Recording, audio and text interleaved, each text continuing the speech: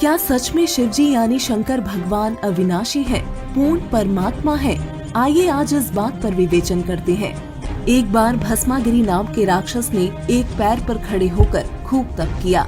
तब माता पार्वती ने शिवजी से कहा कि आपका भक्त आपसे क्या मांग रहा है, वो दे दीजिए। शिवजी ने प्रसन्न होकर भस्मागिरी से पूछा कि मांग भक्त क्या मांगता है।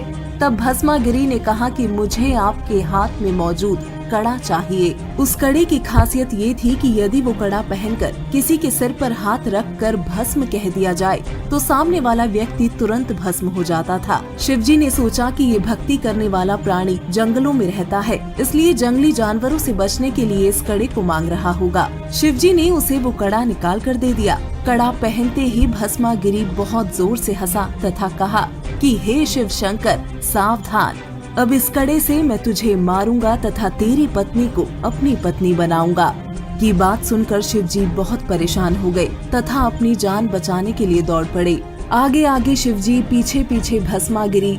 अंत में शिवजी की ये हालत देख भगवान विष्णु जी ने माता पार्वती रूप बनाकर भस्मागिरी को रोका तथा उससे कहा कि यदि तुम मुझे प्राप्त करना चाहते हो तो पहले मुझे नाच कर दिखाओ। भस्मागिरी बोला कि मुझे नाचना नहीं आता। पार्वती रूप में विष्णु जी बोले, मैं बताता हूँ, तुम उसी प्रकार नाचो।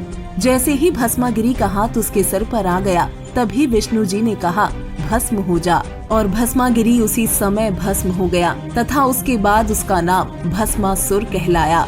जब शिवजी को भस्मासुर के भस्म होने के बारे में बताया गया तो उन्हें यकीन नहीं हुआ।